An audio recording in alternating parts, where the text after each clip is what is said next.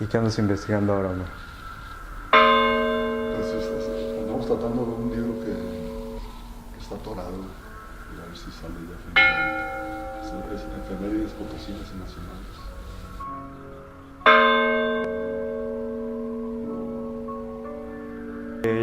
Yo desde chico, como a los 6, 7 años, a lo mejor es difícil de acordarse, pero yo tengo muy claro el día preciso en que me gustó, modelar plastilina, ¿no?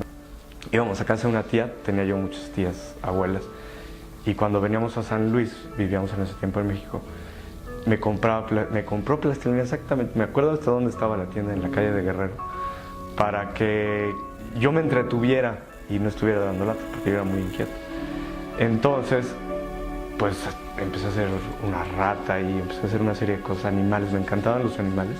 Yo creo que si hubiera tenido otra carrera hubiera sido biólogo o algo parecido. Y empecé a hacer animales, o lo que veía, normalmente imitación de cosas que yo veía, cristos, ¿no? Casas de mis tías, ¿no? Veía crucifijos y demás. Y siempre hubo la intención de que se conservaran. En realidad mi intención nunca era que se destruyeran. Al contrario, tenía que comprar más plastilina para poder seguir produciendo. Dejé de hacer animales, vamos a decirlo así, aunque se conservaban en casa de algunas tías en el refrigerador algunas figuras. Creo que algunas todavía dicen que tienen algunos animales míos de plastilina en su casa. Pero yo lo dejé un tiempo en la secundaria, yo creo, y después hasta la carrera, cuando entré a la carrera de historia, alguien por ahí se le ofreció una escultura y le dije, pues yo la hago, pero sin tener idea de técnicamente cómo se hacía algo así, ni de qué la iba a hacer. Entonces me dijeron, nah, hombre, les dio risa, también soy bromista. Entonces no, les dio risa y yo lo comenté en la casa y me dijeron, pues ¿por qué no lo haces, no? Bueno, pues compré plastilina, muchos errores, ¿no? Cometí, no tenía nada de idea de lo que era la cuestión técnica, ¿no? Compré plastilina blanca, ¿no? Que no ayuda nada por la luz que refleja, ¿no? Etcétera. Entonces, pues finalmente se lograra o no, yo lo hice. Y ahí fue donde me empecé a dar cuenta de que dije, pues a lo mejor podría yo acercarme a algún lugar a agarrar algo, sobre todo de técnica, para poder hacer algo más en serio, ¿no? Yo busqué cómo tomar técnica, ¿no? Porque de la intuición de alguna manera lo lleva a uno a hacer cosas correctas, ¿no? Pero fui a Alim Itba, Instituto Potosino de Bellas Artes, vi mucha gente haciendo rollitos de plastilina y bolitas, y cosas que yo sentía que ya había hecho en otra época. Vamos, como que yo tenía que empezar desde otro momento. Y ahí una tía mía, Patricia Rubín, hermana de mi mamá, me dijo, ¿por qué no te metes al taller de Joaquín Arias? Yo lo conozco, puedo hablar con él.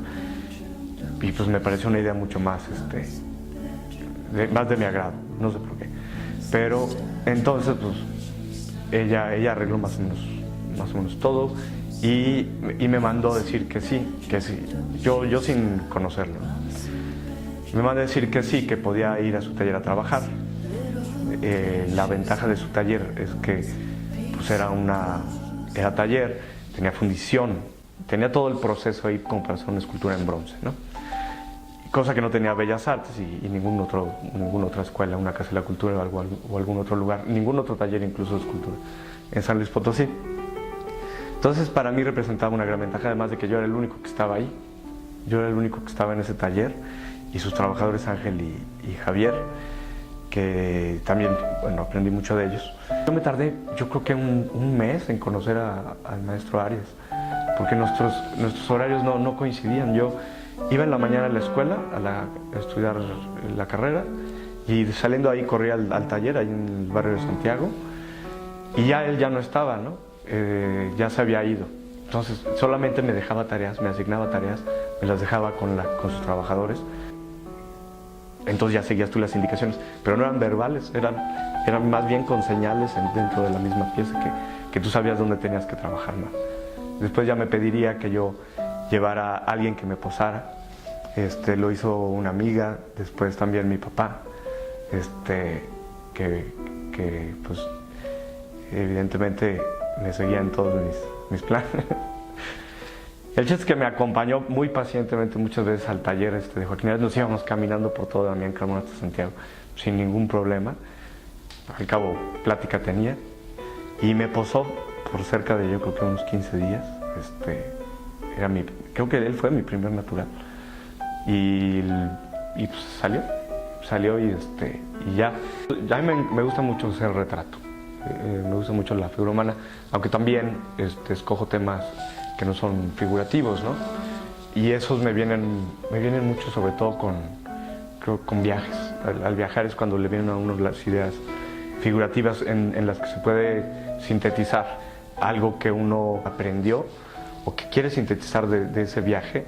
Normalmente se plasma en una pieza que es un poco más abstracta, más conceptual. En cambio el retrato siempre me ha llamado la atención.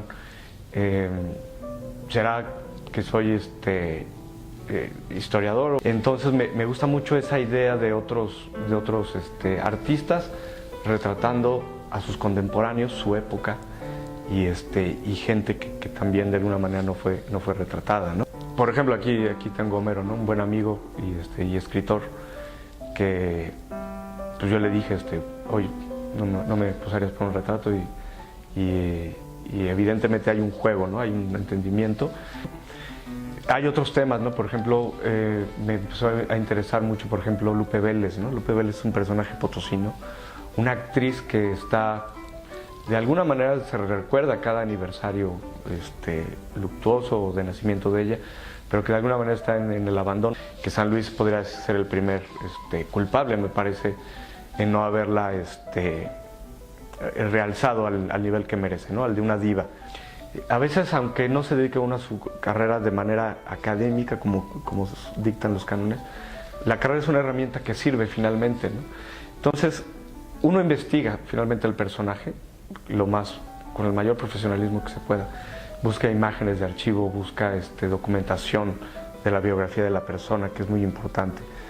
Y acabé haciendo finalmente un boceto de una pieza, de un busto de ella, que más o menos oscila ya en su época de fama. Ella murió en realidad joven, 36 me parece. Entonces hay que conseguir diferente material, no siempre es correspondiente a la misma época, pero tratar de conseguir todos los perfiles posibles para totalizar la pieza, ¿no? Y el espíritu de la retratada en este caso, ¿no? Evidentemente las cuestiones técnicas que yo aprendí con Joaquín Arias son las que no hubiera podido yo hacer en casa, ¿no? Necesitas una máquina de soldar para hacer una estructura metálica lo más aproximada a la pieza que tú vas a terminar haciendo, ¿no? Y a mí es donde me gusta mucho el bronce, ¿no? Porque trabajas normalmente con materiales dúctiles, plásticos, ¿no? Como el barro. El barro es un material que si tú dejas lo suficientemente chica la estructura, vas a tener un grueso de barro que te dé mucha libertad para trabajar, para no hacer a la persona o al personaje estrictamente como si lo estuviéramos vaciando en un molde de sucar, sino poder hacer variantes que incluso no correspondan a los gestos de la persona, ¿no? Libertades aún sin deformar o sin que deje de ser la persona retratada, ¿no? Me parece que el barro en ese sentido te da una libertad muy grande que ni siquiera la plastilina puede darle a uno, ¿no?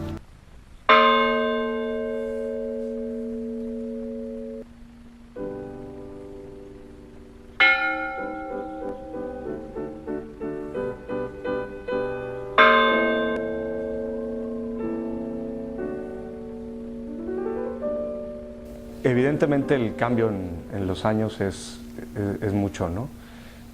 Son 22 años más o menos los que llevo de trayectoria, desde que entré al taller de Joaquín Arias. Los cambios han sido muchos. Soy alguien que he tenido muchas pausas. Alguna vez tuve un accidente en un brazo y uno lo lee como señal de que se tiene que dedicar a otra cosa. Terminé la carrera en ese tiempo. Y luego vuelve uno y curiosamente no se le olvida a uno nada. Y lo más chistoso es que al contrario, a pesar de no haber práctica en la escultura, no sé qué ejercicio intelectual hace que al regresar uno vuelva mejor. No sé si sea una especie de madurez o cuál es la cuestión, pero uno regresa fortalecido. El último cambio que que he sentido yo. Si con aquel Juárez de Ciudad Judicial fue como mi graduación del taller de Joaquín Arias, de ese tiempo de hacer las cosas como las hacía mi maestro, como él me las enseñó, ahora son muy distintas, ¿no? El tratamiento del barro es otro, ¿no? Él estaba acostumbrado a siempre utilizar las herramientas como intermediario, ¿no? Y yo volví más bien al origen, ¿no? A cuando hacía los animales con las manos, nada más, ¿no? Y me gusta mucho el trato que tiene el barro con la mano, ¿no? Evidentemente hay que usar herramientas, ¿no? Pero casi siempre la textura final de la pieza, los rasgos últimos, se obtienen mediante las manos, ¿no? Mediante las manos húmedas, ¿no? Dificultades siempre hay, ¿no? Dificultades siempre hay, pero creo que nunca había pensado, hasta ahora que me lo preguntas, si he enfrentado dificultades, porque te puedo decir que los retos siempre son más bien las piezas, ¿no? Los retos son constantes. Soy más bien, creo yo, alguien que se dedica a esto de una manera muy encerrada, ¿no? Yo soy así como para adentro, ¿no? Y no he tratado de estar en competencia con alguien más. De hecho, tengo un gusto por el retrato que a lo mejor ahora está un poco en desuso. Entonces no he sentido un reto específico, sobre todo que venga del exterior, ¿no? Sino que casi siempre los retos son personales, ¿no? El trabajo de Joaquín Arias es digno de pues, reconocerse, ¿no? Él fue mi maestro y tuve la oportunidad, es una vida de 100 años. Joaquín Arias estuvo a punto de cumplir 100 años y él decía, yo no necesito exponer, ¿no? Mi exposición está en las calles y realmente sí, su obra está al estado de la República al que vayamos, ¿no? Aquí lo tengo yo, es un retrato que yo hice precisamente con el barro con el que él trabajaba. Yo se lo pedí a su familia, que muy amablemente Miguel Ángel, su hijo, me lo facilitó y yo me comprometí a hacer el retrato de él, ¿no? Y pues bueno, para mí es una especie de reconocimiento. Evidentemente yo lo tengo aquí, esto debe formar parte de una colección pública, pero pues aquí me acompaña, ¿no? Aquí siempre está conmigo. Pues ahora, curiosamente, he estado incursionando en otros medios, ¿no? Siempre me ha gustado la fotografía, siempre me ha fascinado, creo que es la palabra más adecuada, el proceso de creación entero, hasta incluso al de degradación de la pieza, ¿no? La pieza contiene diferentes estados en los que vale la pena registrarlos, porque lo que podríamos considerar desde un punto de vista estético como bello en la pieza está en su transformación del material, como en este caso del barro, ¿no? O de la cera, cuando trabajo con cera, los bocetos y demás. Volver a echar la cera de la pieza modelada al caldero de cera y ver cómo se deshace es un proceso que tiene un grado también de belleza, ¿no? Y el registro fotográfico es el único que nos puede dejar testimonio. Es una escultura efímera que se va a perder, pero que pierde esa condición al ser registrada, ¿no? Entonces, estamos hablando de esculturas, pero en fotografía, que solamente existen ahí, ¿no? Es un proceso curioso, ¿no? Y creo que de todas tengo registro. En ese sentido sería interesante poder desarrollar algún trabajo con ello, ¿no?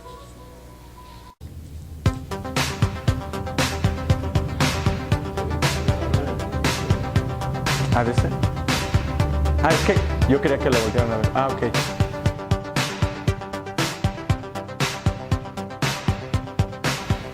¿Sí?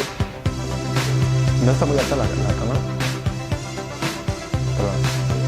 Ok. Digo, tú sabes, la sentí como... Ok.